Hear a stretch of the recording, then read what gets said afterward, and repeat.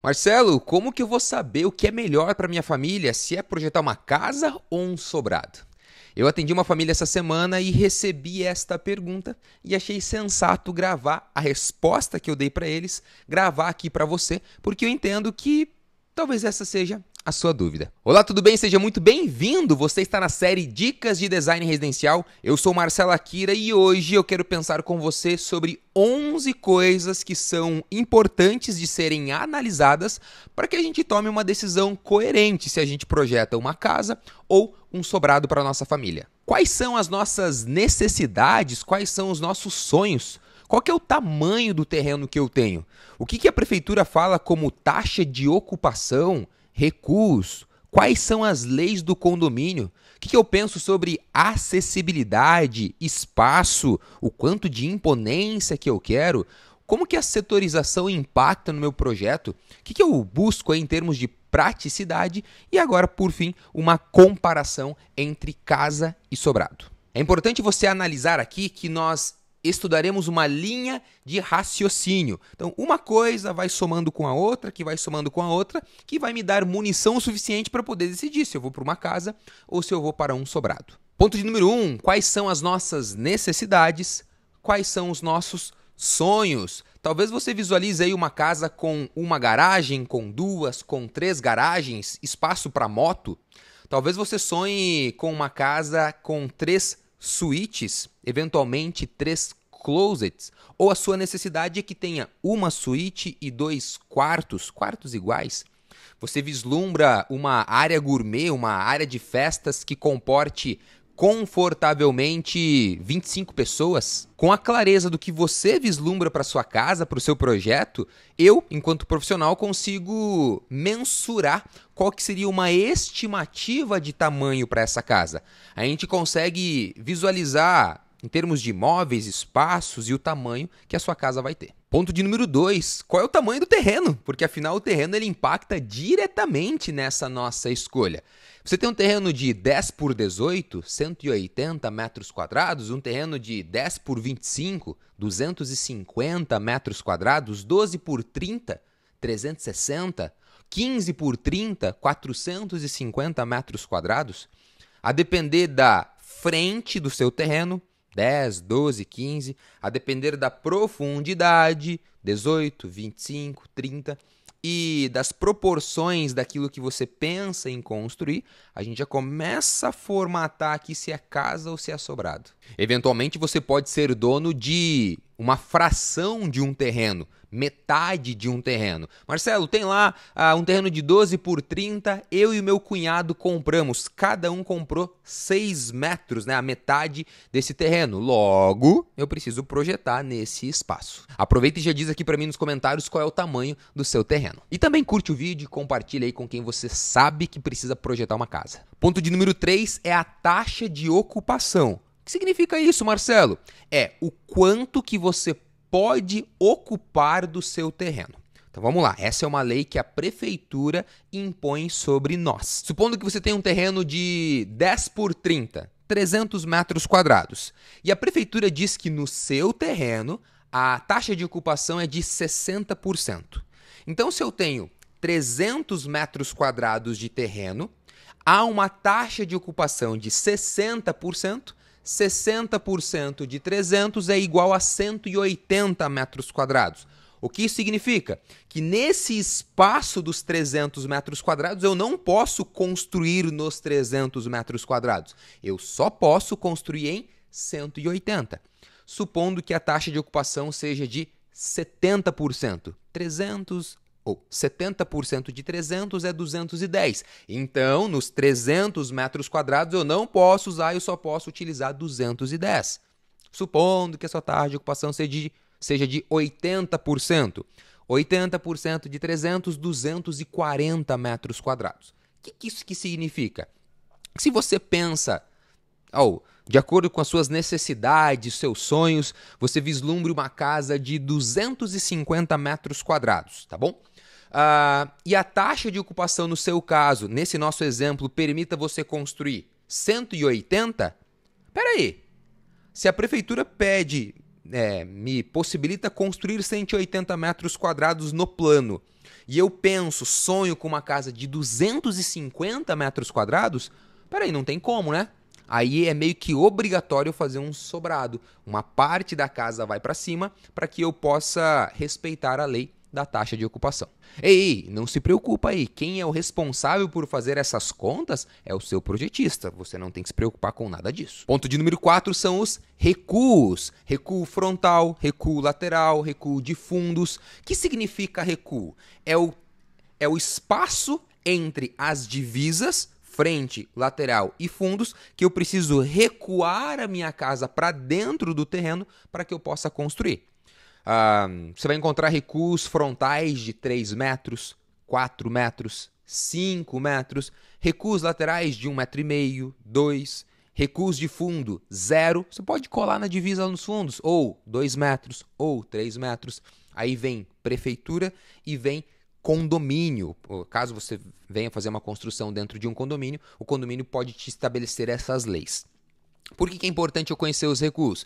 Porque a depender do quanto você precisa tirar de terreno, não sobra muito espaço para construir. Supondo que você tenha menos recuos, sobra-se mais espaço para construir. Ponto de número 5 são as leis do condomínio. E aqui eu quero pensar em apenas duas: o tamanho da construção e se você pode construir nas divisas. Existem condomínios que vão trazer a seguinte informação para você. Ei, Marcelo, você pode construir no mínimo 250 metros quadrados. No mínimo 150 metros quadrados. Então, assim, você já tem que ficar com esse tamanho mínimo de construção na cabeça. E tem condomínios que falam, olha, você não pode construir em nenhuma das divisas laterais. A sua construção obrigatoriamente tem que vir para dentro do terreno. Você não pode construir colado nos fundos. Obrigatoriamente você precisa recuar 2, 3, 4 metros dos fundos. Se tiver muro de arrimo, você precisa recuar tal. Então é importante que a gente tenha clareza de quais são as leis do condomínio para a gente poder definir se nós construiremos uma casa ou um sobrado. Ponto de número 6 é a acessibilidade. O quanto que você pensa em ter degrau, rampa, escada dentro de casa? Se você vislumbra ter filhos, e pensando também em um sobrado, será que não é relevante pensar em ter um quarto na parte de baixo? Para que nos primeiros dias da gravidez você não precise ficar subindo escada? E será que você não quer pensar ali na eventualidade de alguma dificuldade de locomoção? Eventualmente algum acidente, coisa do tipo?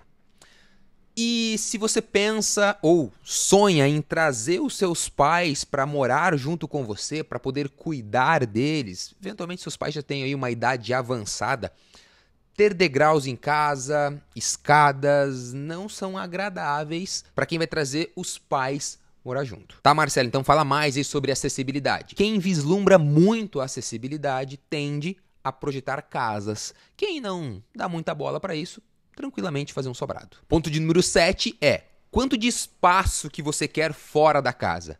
Você pensa em pomar, jardim, um espaço para colocar lá algumas poltronas ao ar livre, uma mesa para tomar um café da manhã, um café da tarde na parte externa da casa?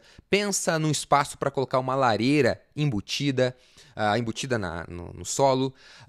Você pensa em ter um campinho de futebol para os seus filhos brincarem? Pensa em ter um parquinho, um espaço para uma quantidade de areia, por exemplo? É importante conhecer isso para poder dimensionar o espaço que a casa ocupará no terreno e também a quantidade de espaço necessário para compor todas essas coisas que você pensa. Ponto de número 8 é a imponência. Naturalmente, um sobrado ele é bastante alto, ele já traz uma imponência natural. Uma casa, por sua vez, ela tende a ser mais baixa, mas eu consigo trazer imponência em uma casa. Naturalmente isso vai custar, eu vou ter que fazer pé direitos mais altos, estruturas de telhado mais altas, estruturas que vão voar ali em cima do telhado para... Eu brinquei, obviamente, tá bom, com estrutura voando, para poder trazer essa imponência. Então, supondo que a sua família valorize a imponência, talvez um sobrado já faça mais sentido. Ou, se você quiser uma casa, você valoriza muito a acessibilidade e imponência, aí faz sentido a gente fazer uma casa e investir um pouco mais na fachada. Ponto de número 9 é a setorização. O que é a setorização? É criar setores dentro de casa. O setor íntimo são os quartos, tá? O setor social, sala, cozinha. Quando eu tenho um sobrado, é natural a setorização ser bem clara. Então, por exemplo, comum, parte de baixo social, parte de cima íntima. Quando eu projeto uma casa, todas as coisas estão em um único plano, então todos os setores estão em um único plano. Eventualmente, você vai precisar de mais corredores, eventualmente você vai, para fazer essa setorização bem feita, mais portas, tá bom?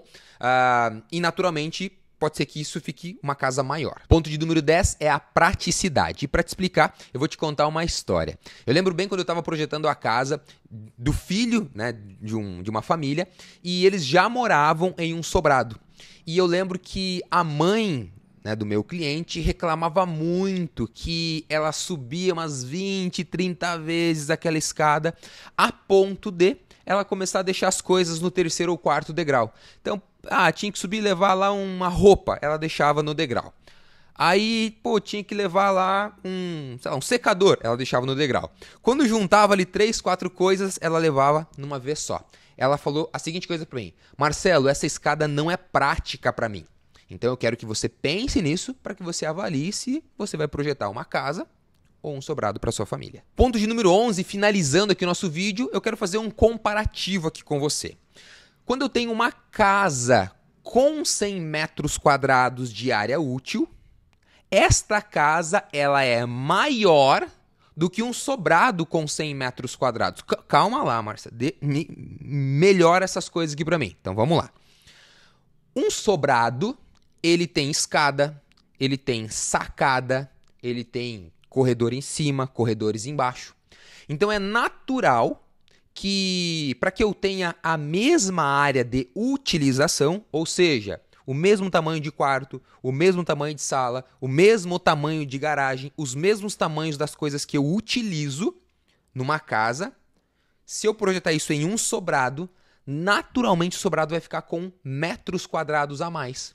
Porque, como eu disse, uma casa não tem escada, uma casa não tem sacada, uma casa só vai ter corredores na parte de baixo. E é extremamente importante que você saiba disso. Porque o que não pode acontecer é: Marcelo, eu quero construir uma casa de 100 metros quadrados ou um sobrado de 100 metros quadrados?